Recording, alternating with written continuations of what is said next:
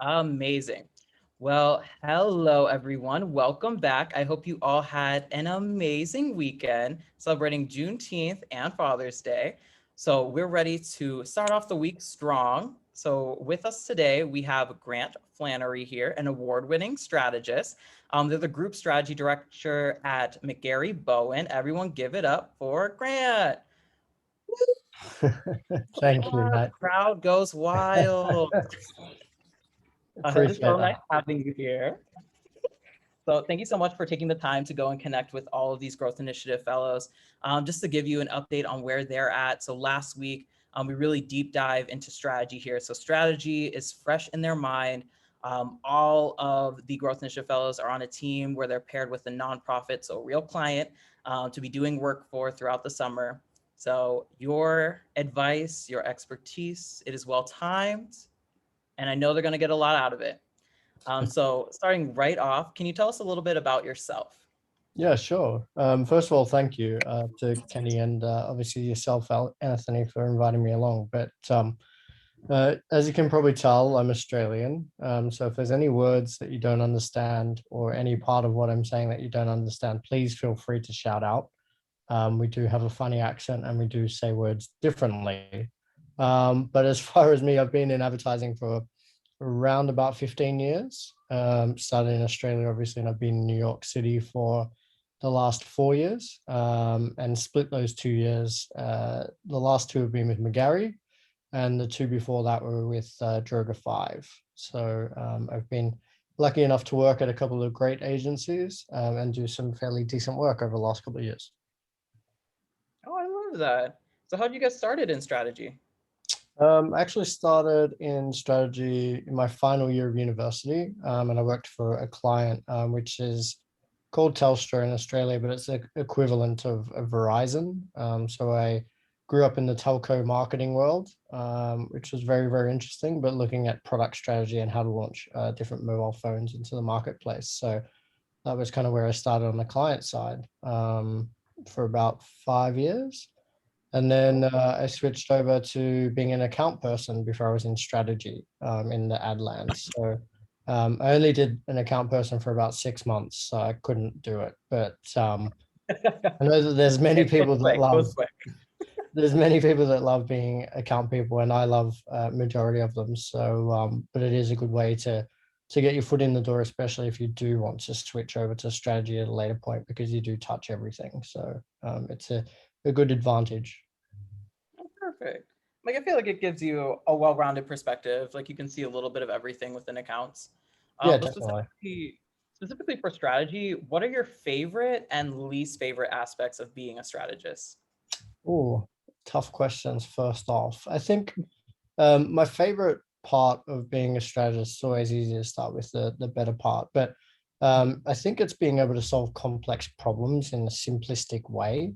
I think that's probably the biggest challenge as far as what strategists go through. Your role is to really take something that is quite complex and drill it down so a 3-year-old can essentially understand it. If you base everything that you do on a 3-year-old understanding it, then the majority of people in the world are going to understand it. I think sometimes as planners or strategists or whatever we call ourselves, we tend to get a bit too intellectual and a bit too theoretical.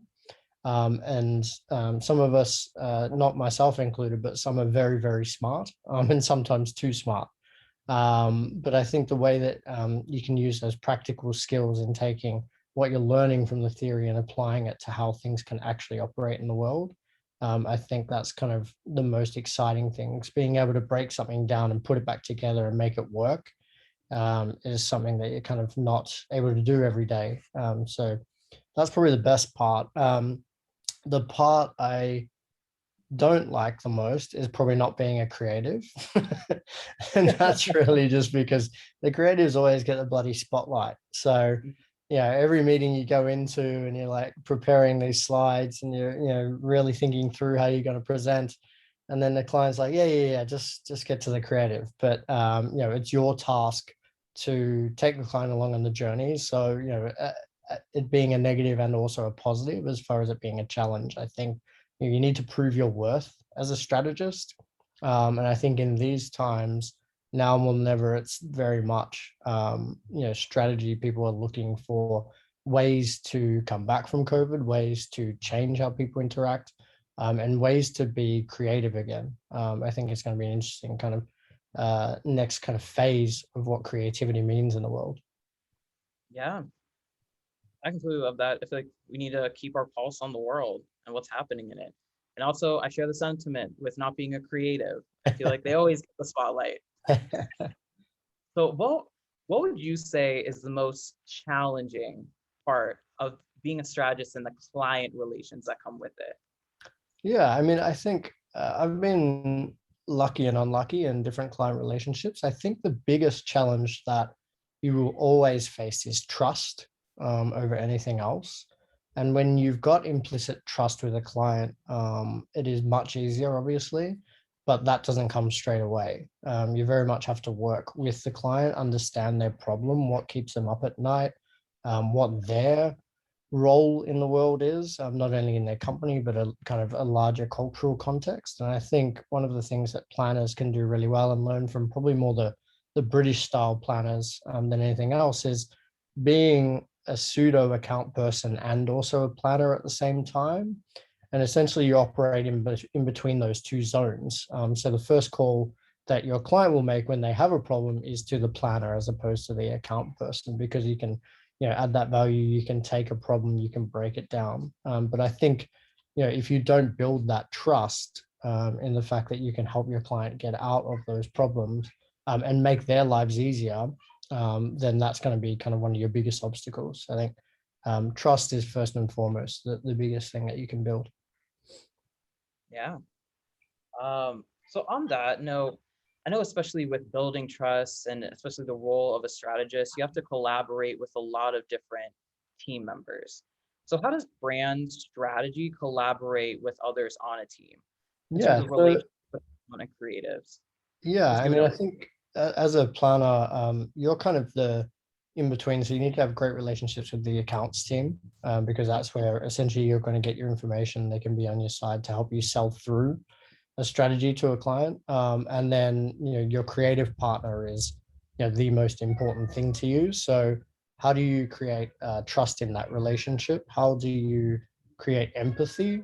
And I think that's one of the biggest things for me in regards to how to work with the creative team in building empathy and understanding of what their challenge is. Because no matter how good the brief can be, they're the ones that have to solve it, and they need to feel like you're in this together. And I think that's been something that I've worked on throughout my career as far as getting as deep as possible with the creative team. If they're back at 2 a.m. at night, unfortunately, like I'm more than happy to be there. And Mhm. you need to be that kind of extended arm as far as how do you help make it easier for them and how do you help solve that problem together, as opposed to what I've seen with a lot of planners is you write the brief and you send it over the fence and then hopefully it comes back and it's great. Yeah. That's not the best way to get to good work or great work. And I also think one of the other things that you can do is to actually write the brief with your creative team. A lot of planners go off into a dark room and then they come back and say, this is the one answer and it can only be that.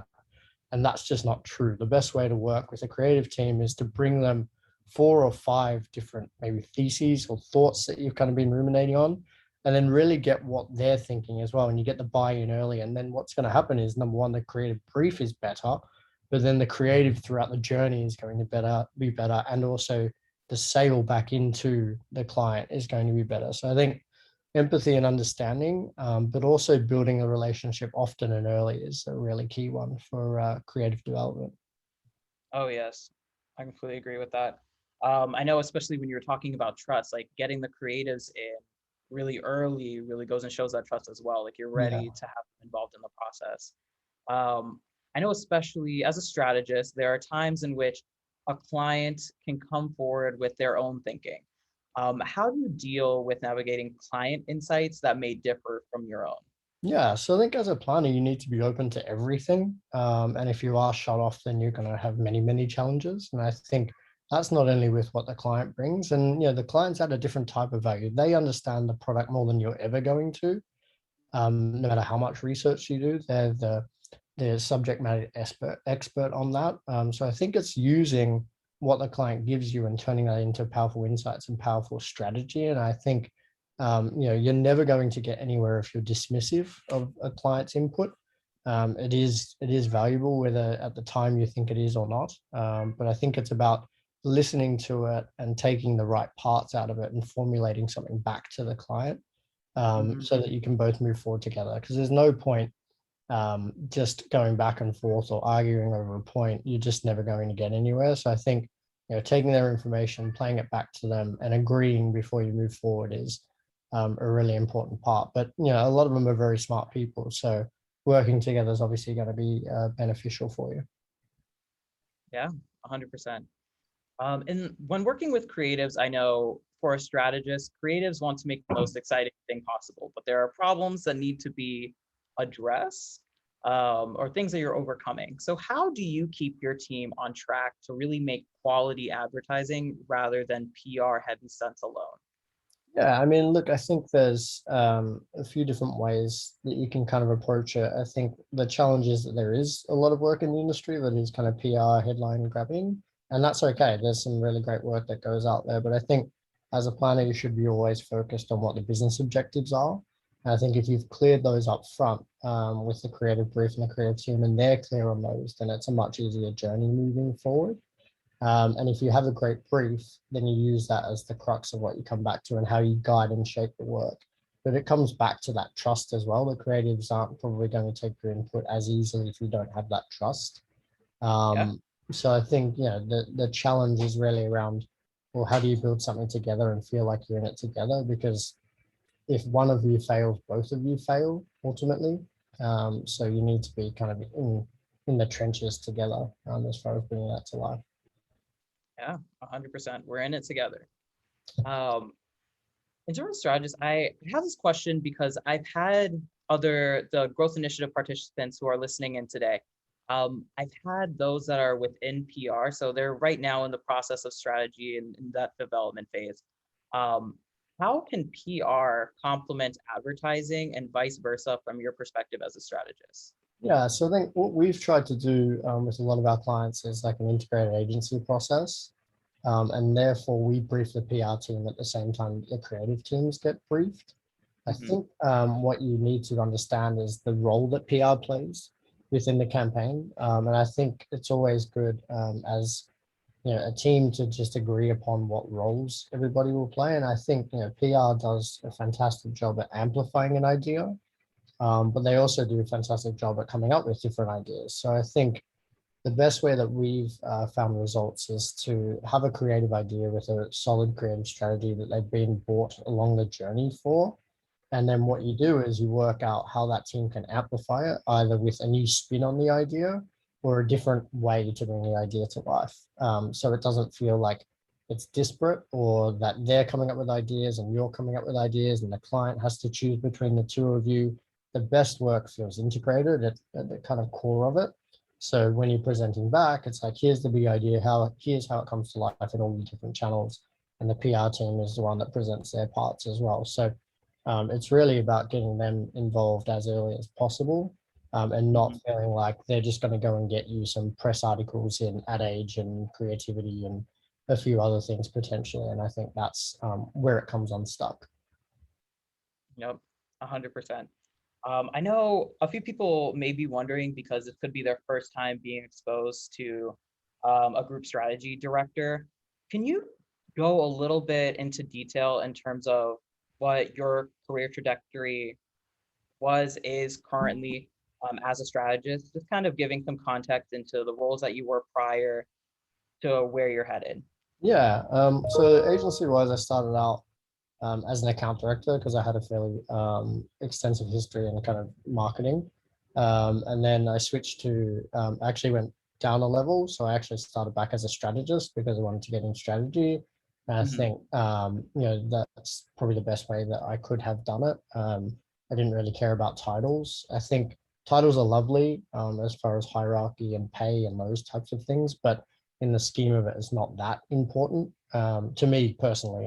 It is to some people, and I think it's easier to say that when you've got a different title or a more senior title, but I think it is important in certain scenarios. But So my role was a strategist, and within the first 12 months, I think I became a senior strategist. And then after the senior strategist, I was probably a senior strat for about 3 years, just kind of learning the ropes, learning how to work with clients, learning how to lead clients and parts of business by myself. And then after that, I was into a strategy director. And I was a strategy director for a fair while. So it was a bit weird in Australia. I was a strategy director, and then I became a head of strategy. Then when I came to New York, I actually went back to being a strategy director because even though I had done things in Australia, had won awards, those types of things, it was a little bit more of a earn your stripes.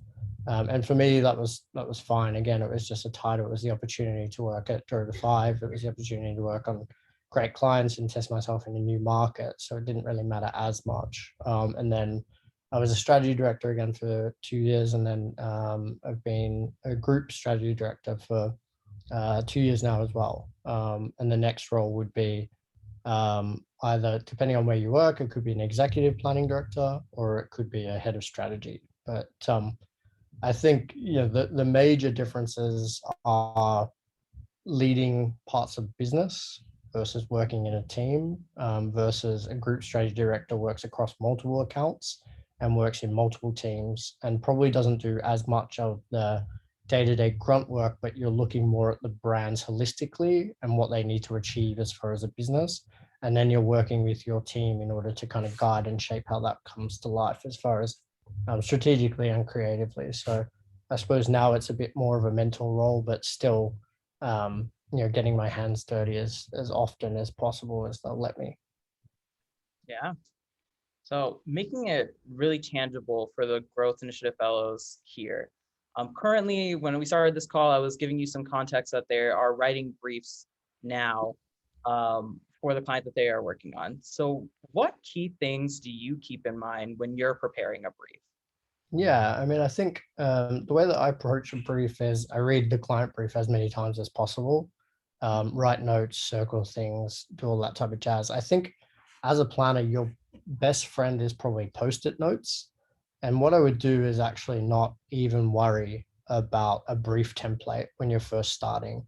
Just open a blank document and just write and just kind of get your thoughts out on a page. And then what you can do is restructure later. I think for me, the most important thing, and this can be different for different agencies and maybe different people, but the most important thing was always what the one line is or what the strategic opportunity is, or depending on whatever agency you work for, they all call it something different. So when I was at M&C Saatchi, it was, the brutal simple truth. When I was at Droga, it was the provocative thought. When I was at the Monkeys, it was also a similar type thing. But it's the one line that if no one reads any other words in your brief, they have that one line as a jumping off point. But I think as far as writing the brief, you should look at it in a very simplistic way of just problem solution. And this was kind of taught to me by a world-renowned creative director called Steve Harrison, who's a British chap.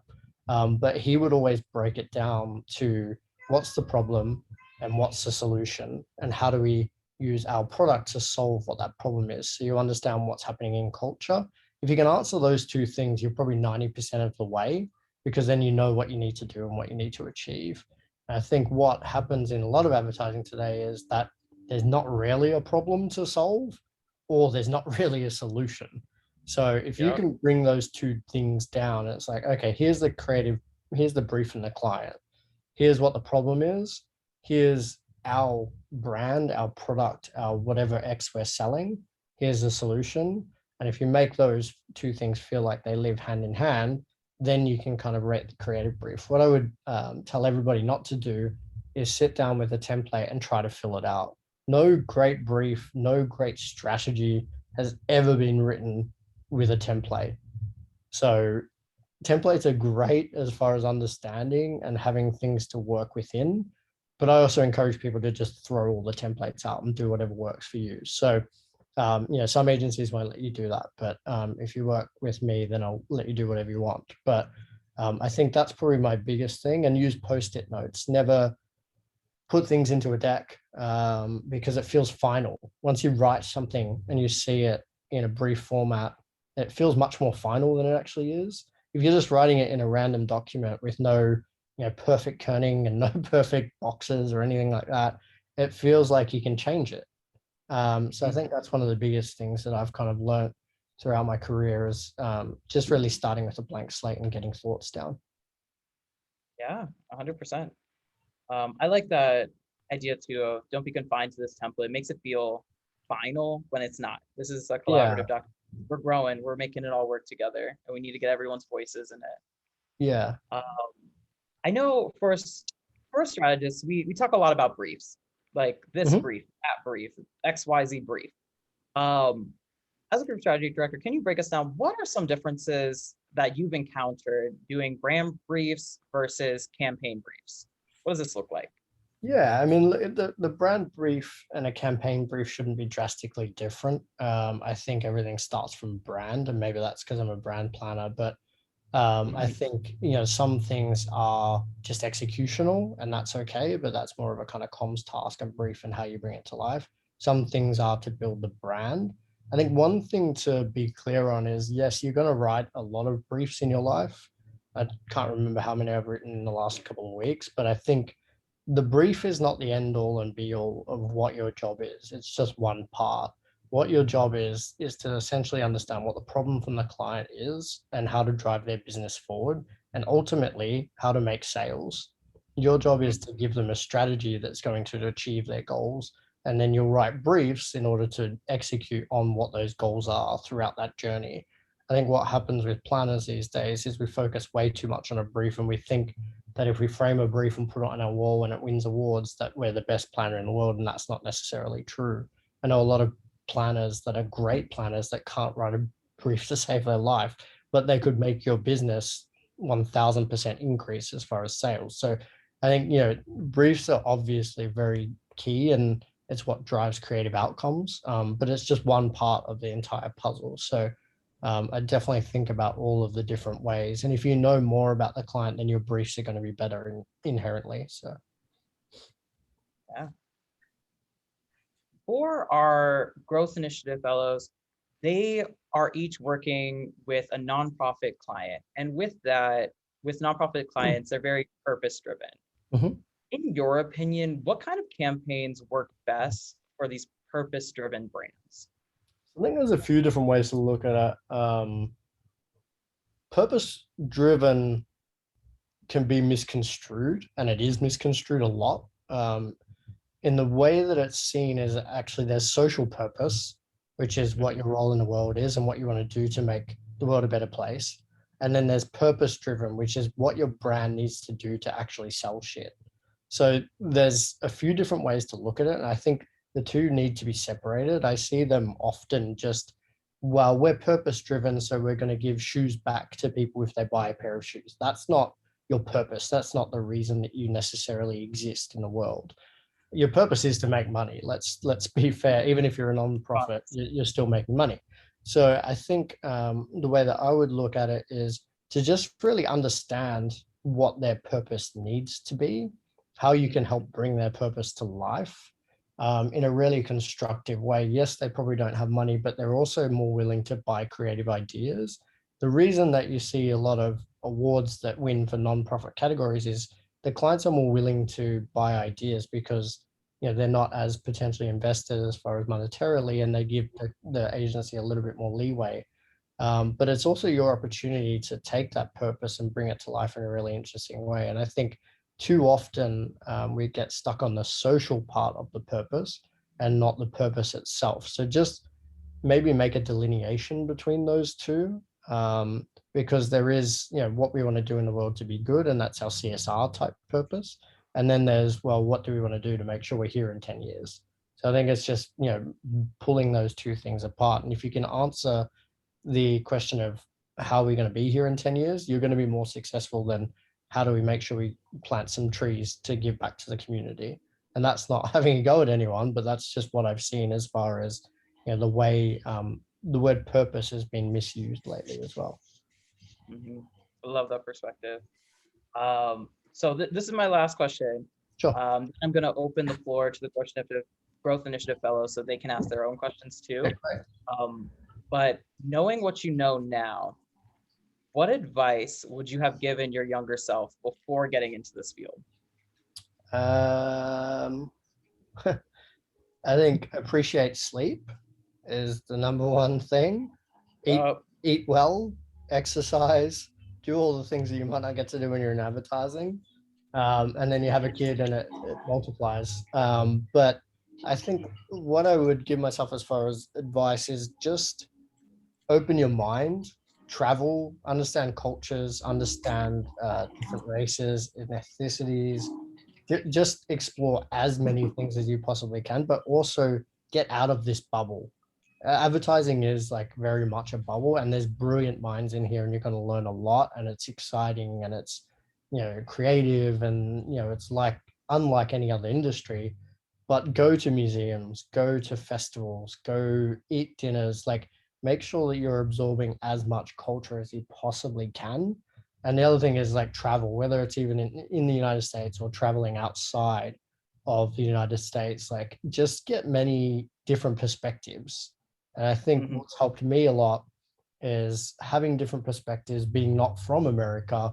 I've been able to infuse a lot of different cultures, whether that be like a British background, whether that be Australia, whether that be from European or that type of thing.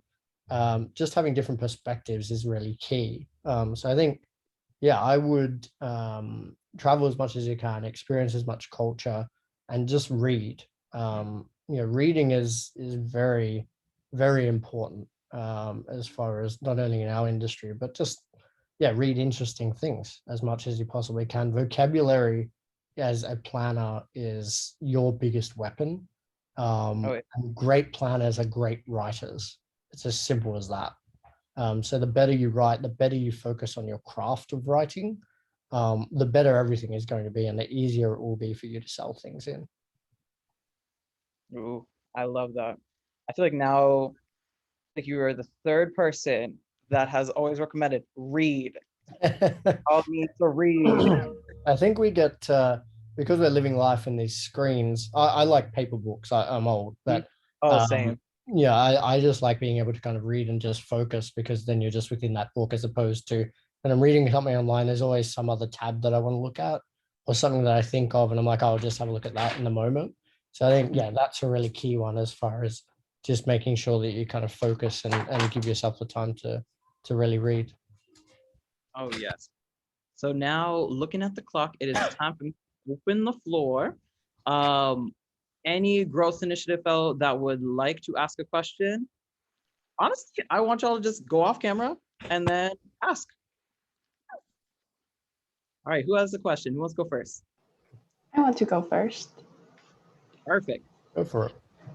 Hi, my name is Uyen, and this summer I am a project manager intern at Merkle. And then I really want to ask you that since you were an account management and then now you're a strategist, how did you keep yourself excelling when being an account strategist so that when you move, so that when you transition to strategist, that you can catch up to the culture and then how did you keep yourself excelling? Yeah, first of all, welcome to the Dentsu family, because we're part of the same team now.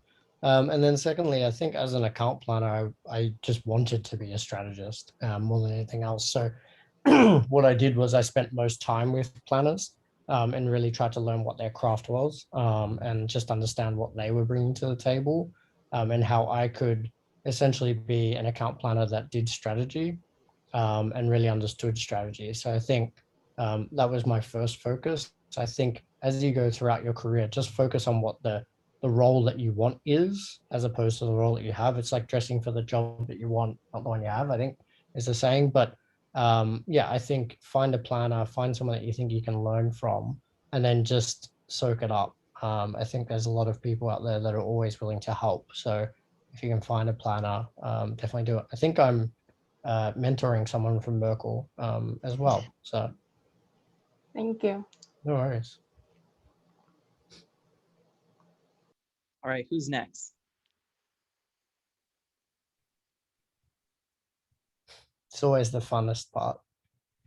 I'm like, don't be shy, just jump in. I Or can if there's any, sorry, go. Now, I know that you started in the client side, so I'd love to know any skills that you learned starting on the client side that could easily transfer to the agency setting. Yeah, I think understanding a singular piece of business and a product was really important. And I think that set me in good stead for when I work on a new account and how I want to go about understanding what their product is and how deep I want to dive. So I think for me, I was able to focus on one brand, obviously, because you're working for the same company, and then multiple brands, multiple products within that brand. So I think it gave me clear focus, but it gave me an understanding of what I would need to know being on the other side. And the good thing about my role was that I worked with a lot of ad agencies. So there was a crossover as far as what information I would give them.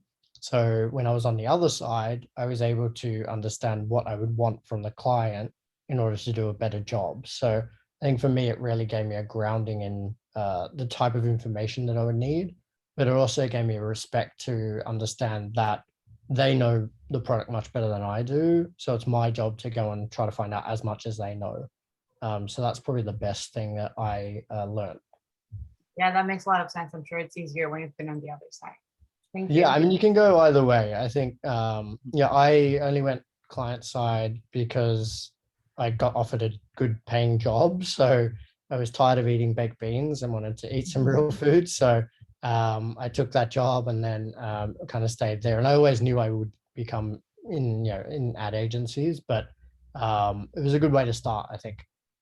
Fair enough. No worries. If there's any like questions in the chat or anything, Anthony, that people might be scared to ask, I'm more than happy to answer any of those. But also, yeah, just feel free to shout something if you want. Yep. So, Whatever is most comfortable. I have a quick question about working strategy as a team. So in your experience as a strategist and working in team settings, what has been the key factor that's made projects or your strat or whatever you have planning Yeah, go off in the right way? I think thanks for the question, Jesse. I think understanding of what everybody brings to the table is really key, but I think being open-minded. There are planners that are much better working by themselves. There are planners that are much better working in teams. I'm a planner that enjoys bouncing strategy off people, whether that be another planner, whether that be a creative or whoever it is.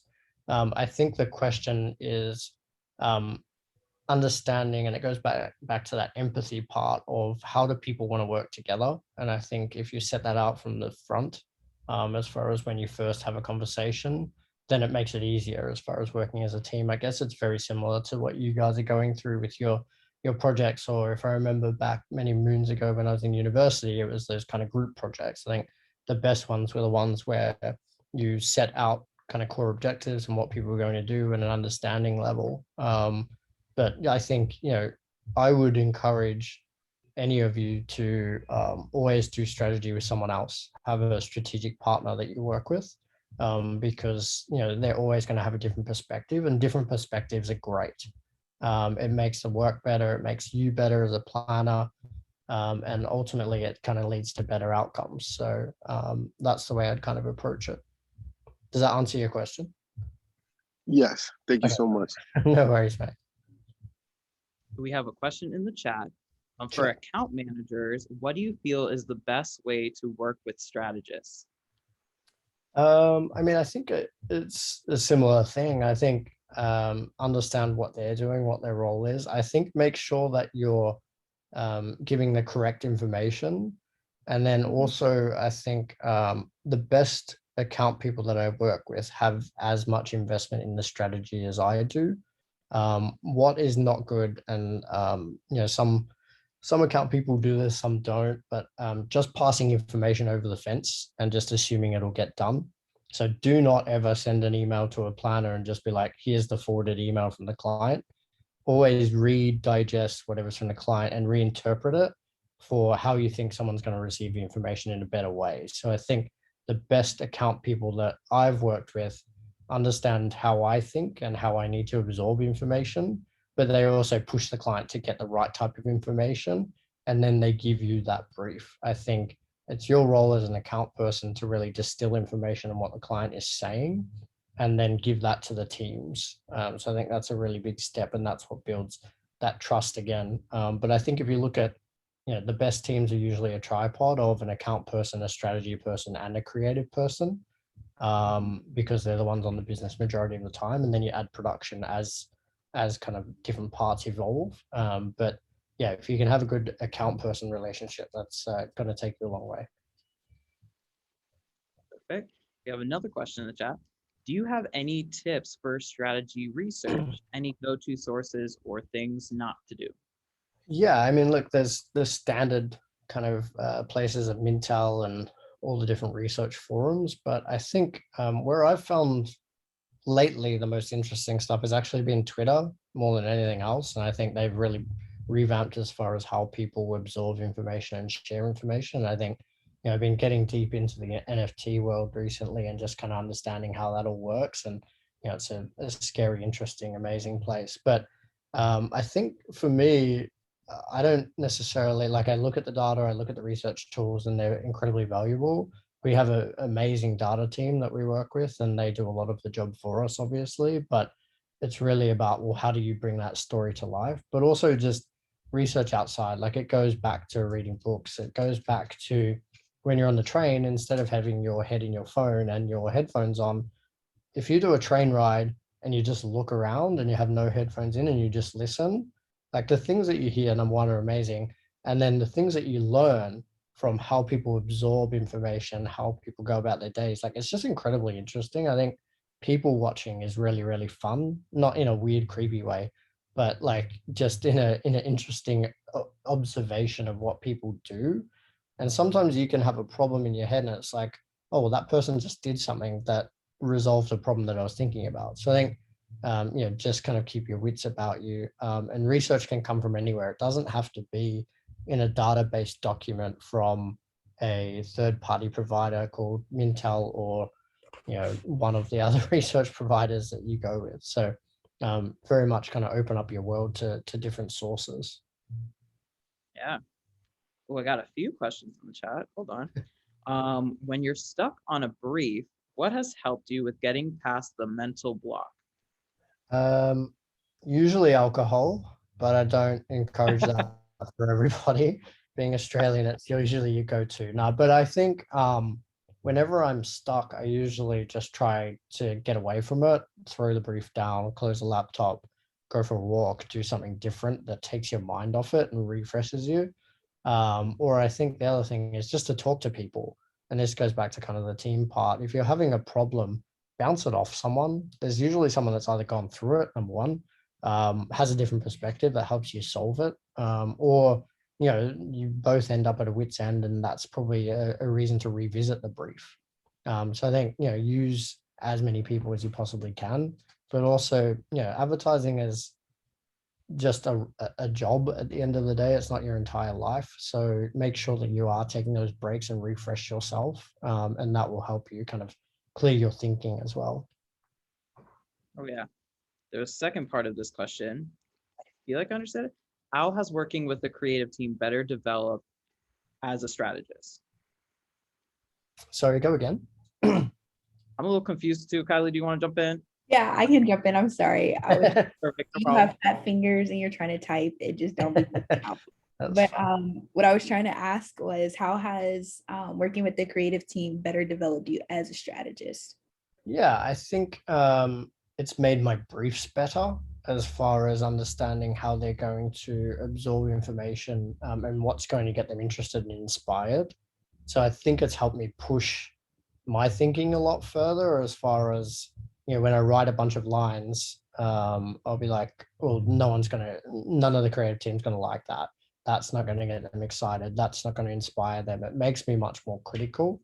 So I think it's pushed my thinking a lot further. And if I can look at a brief through the eyes of a creative, then it's going to get me a lot further than just doing it as a planner. So I think if it sparks at least some creative ideas in my mind, and I'm not a creative, then at least that's a good kicking off point. So I think that's probably the thing I've learned most, as far as understanding them and what gets them excited, and then kind of bringing that back into the work. Perfect. Another question here. After gathering all the research, how do you narrow it down to find the P/insight? How do you find that? I mean, look, it's the age-old thing of an insight versus a observation. And I think an insight is something that, for me to drill it down, an insight is something that everybody's thinking but nobody's saying. And it's something that when you see it, it's just naturally like, fuck, why hasn't anybody said that before? An observation is just a fact. So an insight should never have a statistic number or anything like that in it. It should feel like if anybody picks it up, it's like, wow, I always knew that, but I just never said it. And that's what a really true insight is. And if you're thinking that way, then there's a chance that all of the people that are potentially buying your product are thinking that way as well. I think there's a lot of stuff that you don't need. It is your role to just kind of drill that down. I don't know whether there's any process as far as how to drill that down. I think that takes time, that takes learning, that takes working with people more senior that have done it for a longer amount of time, and just really focusing on your craft. And you're not probably 80% of the time, you're probably not going to get the insight on the first go. And that's okay. There's been many briefs that have done really great work that weren't as insightful as some others that haven't done as great. So I think it's really just taking it with a grain of salt, but the insight should feel like something that is natural and not forced. And I think that's probably one way that I kind of look at all of the different briefs. Yeah. Then another one from Alan. Okay. How do you avoid burnout as a strategist? Are there specific channels, not alcohol, you turn to for inspiration? Yeah, I mean, I think in my younger days, it was sports as an outlet. So that was kind of the thing I did to get away from everything and kind of avoid burnout. I am probably not the best to talk about this. I probably work way too much, but that's just a symptom of how I'm wired. But I think now in later life, it's much easier having a child, a 2-year-old that demands my time, so I don't have as much choice. So he kind of gets that, and obviously, spending time with my wife as well. So I think having things to distract you and just be outside of it, because this world can definitely consume who you are and what you're about. And, burnout is a big thing. And I think the other thing is that with all of our junior planners, we encourage them to raise their hand. And I think that's one thing that you need to do as far as going into this industry is that, if you are swamped, if there is too much, just be honest about it. Majority of the team leaders are very understanding of that. And I know as, Dentsu as a culture, we're making sure that we don't have as much burnout. And that's something that we focused on. But I think raise your hand, ask for help, and then ask a lot of questions is probably the best way to avoid burnout. Love that. Let's see. I don't see any other questions in the chat. Does anyone have any lingering questions they would like to ask? This is your time.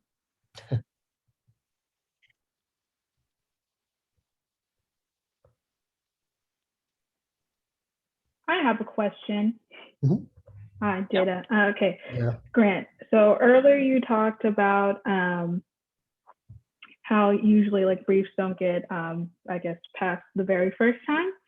And so I'm not a strategist for this project. I am a video editor / production person. So I guess, how do you challenge your fellow strategists? Not that anything that they have created is bad, because it's great, and I'm not questioning anything. So like, I think that's a really good point. I think I've written briefs where the second version is good. I've written briefs where it's version 14 or 17. So I think as far as your role in more of a leadership element is to not poke holes in things and not make people feel bad about what they've done, but it's to provoke new thought.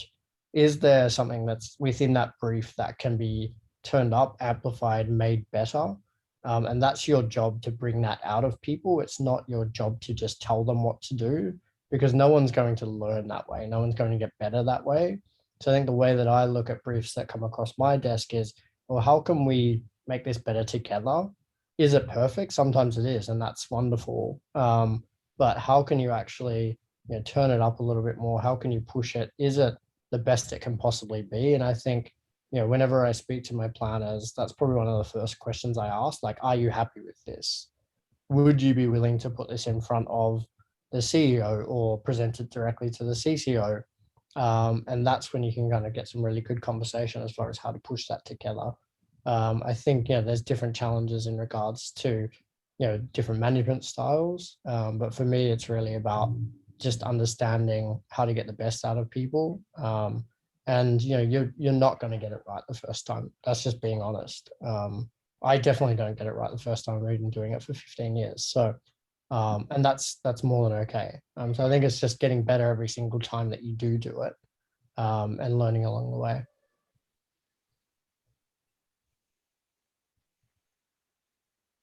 Thank you. No worries. I don't know if y'all can hear that, but there were tons of fireworks around me. I was very concerned for a moment.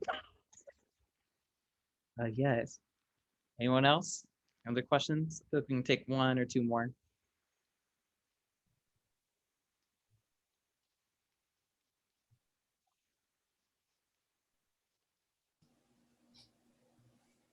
If there's not another fellows question, can I throw one out that I think might be of benefit to the fellows? Of course. Sure.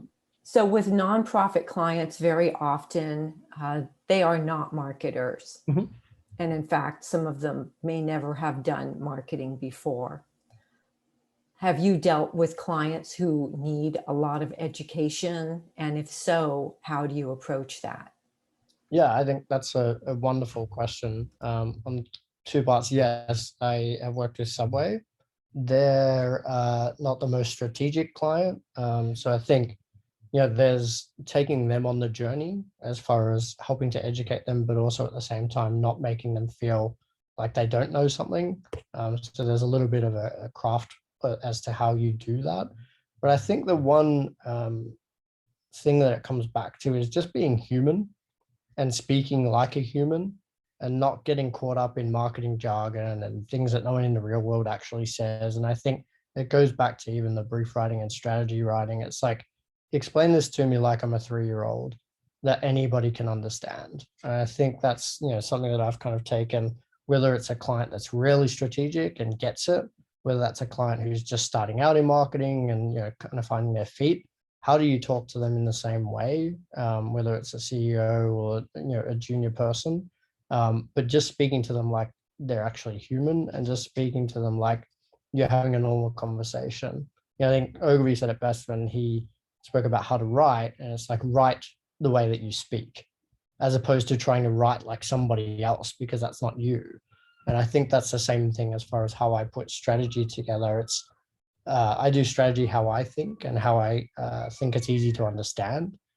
Sometimes that is right, sometimes that's wrong, but I think keep it as simple as possible, and then you won't have those problems. So I think that's probably the best way to look at it. Great, thank you. And I have a few students on here who will recognize something that I say in my classroom that you echoed, which is write the way you speak, plain English. That's always the best way to go. Thank you. No worries.